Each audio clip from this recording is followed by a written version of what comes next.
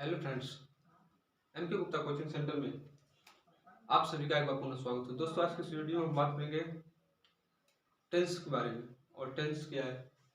Tense जो हमने बता चुके हैं, प्रेजेंट इंडेफिनिट टेंस आपका जो है इंड हो चुका, और अब चलेगा प्रेजेंट इंडेफिनिट टेंस के after present continuous tense. What is present continuous और इसमें रूल कैसे चलते हैं, नियम क्या है इसमें, और इसको एग्जाम्पल यूज करेंगे, उदाहरण करेंगे, तो इसे कैसे इंग्लिश में बनाएंगे इन शब्दों को। चलिए एक एक स्टेप बाय स्टेप देखते हैं। और प्रेजेंट इंडेफिनिट टेंस का सर्वप्रथम हम पहचान जानते हैं कि पहचान क्या है। पहचान यानी डिफिनेशन। डिफिनेशन मीन्स परिभाषा। तो डिफिनेशन इसका होता है, सॉरी प्रेजेंट, पहले इसको देख लेते हैं। प्रेजेंट कंटिन्यूअस मतलब होता है प्रेजेंट यानी वर्तमान, टेंस मीन्स काल, तो वर्तमान काल, और कंटिन्यूअस मीन्स जारी, जारी काल, यानी कि कंटिन्यूअस टेंस मीन्स जारी काल और प्रेजेंट मीन्स वर्तमान। वर्तमान समय में जो कार्य चल रहा हो, वर्तमान जारी काल। वर्तमान समय में जो कार्य चल रहा हो, यानी कि कोई कार्य ऐसा हो जो तुरंत हो रहा है, हो रहा हो, ना कि हो चुका हो और ना कि हो रहा, होने वाला हो, सिर्फ क्या हो रहा, यानी कि जो कार्य तुरंत हो रहा हो प्रेजेंट टाइम में, उसे present independent sorry present continuous tense कहते हैं। तो देखिए, प्रेजेंट कंटिन्यूअस टेंस हमने बता दिया कि जिस डेफिनेशन में बताएं कि जिस वाक्य के अंत में रहा है, जिस वाक्य के अंत में रहा है, रही है, रहे हैं,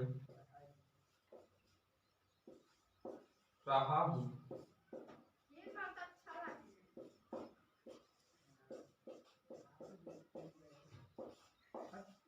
इत्यादि शब्द आए। जिस वाक्य के अंत में रहा है, रही है, रहे हैं, रहा हूं इत्यादि शब्द आए, तो कौन सा टेंस होता है? प्रेजेंट कंटिन्यूअस टेंस होता है।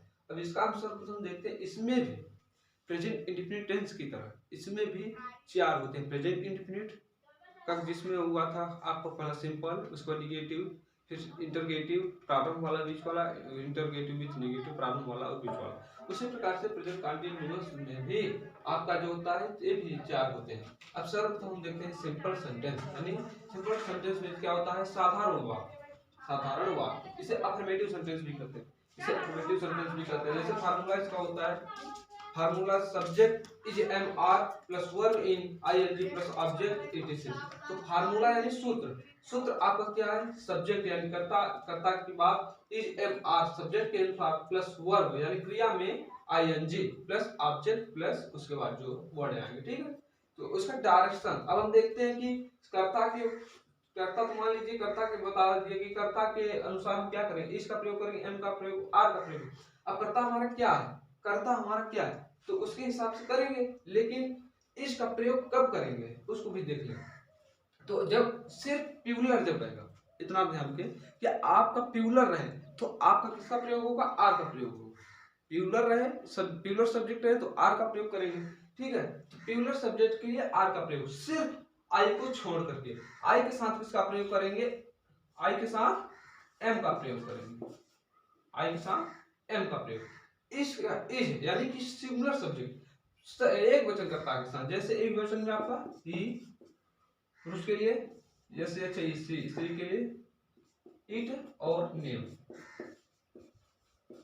ही सी इट नेम, ये सिंगुलर सब्जेक्ट है। इनके साथ किसका प्रयोग होगा? इज का प्रयोग। और आर का प्रयोग कब होगा?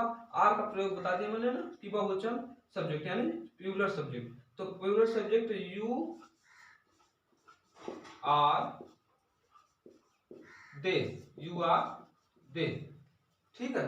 तो you are they, you we they, are we they, you we they, यानी बहुवचन कर्ता के साथ आर का प्रयोग, सिर्फ आई को छोड़ करके आई के साथ क्या करेंगे? एम का प्रयोग। और इस का प्रयोग क्या करेंगे? सिंगुलर सब्जेक्ट के साथ, जैसे ही सी इट नेम। अब चलिए हम देखते हैं सिंपल सेंटेंस का एक एग्जांपल देखते हैं, और वह एग्जांपल आपके सामने प्रस्तुत है। जैसे वह बाजार में एक पुस्तक खोज रहा है, कहा खोज रहा है, इस वाक्य के अंत में हमने बताया ना, रहा है, रही है, रहे हैं इत्यादि शब्द या तो प्रेजेंट कंटीन्यूअस टेंस होता है। तो खोज रहा है, इसमें खोज रहा है यानी लास्ट में क्या है? रहा है। तो रहा है की मीनिंग क्या लिखेंगे हम? रहा है कि इज एम आर का प्रयोग सब्जेक्ट के अनुसार, ठीक है। चलिए देखते हैं। पहले हम क्या लिखेंगे, सब्जेक्ट। सब्जेक्ट हमारा क्या है, सब्जेक्ट है ही। ही मीन्स वह। अब क्या करना है हमें, ही के साथ मुझे बता दिया इज का प्रयोग करना है। He is, he is. उसके बाद क्या करेंगे, वर्ब मीन आईएनजी। हमारा क्रिया क्या है, क्रिया है खोज रहा है, यानी खोज, तो सर्च, SEARCH। अब इसमें करा आईएनजी का प्रयोग, तो आईएनजी लगा दीजिए, ठीक है। उसके बाद क्या करेंगे, आईएनजी के पश्चात हमें करना क्या है, verb in ING plus object इसका लिखेंगे, यानी कर्म। कर्म हमारा क्या है, क्या कर रहा है, एक पुस्तक, एक पुस्तक यानी खोज रहा है ना, तो एक पुस्तक क्या खोज रहा है, किसको खोज रहा है, एक पुस्तक को। तो एक पुस्तक हमारा कर्म है, तो कर्म को क्या लिखेंगे, ए वो। अब लिखेंगे प्लेस। प्लेस हम ढूंढेंगे, यानी इटीसी के, इत्यादि। इत्यादि हमारा क्या है, इटीसी। बाजार में, तो बाजार में क्या है, यानी कि स्थान है, तो स्थान के लिए क्या करेंगे, इन माने में करेंगे, और बाजार का क्या होता है, मार्केट।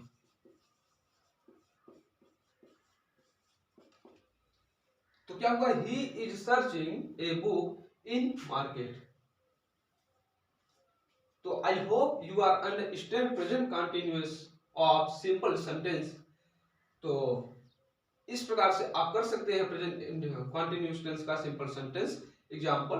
और जैसे आप हमने बताया कि कर्ता के अनुसार इज एम आर का प्रयोग करेंगे, और सब्जेक्ट जैसा रहेगा, कर्ता जैसा रहेगा वैसे एग्जाम करोगे, और क्रिया में आईएनजी लगाएंगे, उसके बाद ऑब्जेक्ट करें, ऑब्जेक्ट का कुछ उत्तर आता है तो उसे कर देंगे, ठीक है। तो इस प्रकार से आई का एम, इज का हिस नेम, और आर का यू आर थे। और वह बाजार में एक पेज होता है जिसमें खोज रहा है, जो मैंने बताया। तो खोज रहा है यानी क्या है, रहा है, तो इस वाक्य के अंत में रहा है, तो प्रेजेंट कंटीन्यूअस टेंस होता है। तो I hope you understand in present continuous tense. चलिए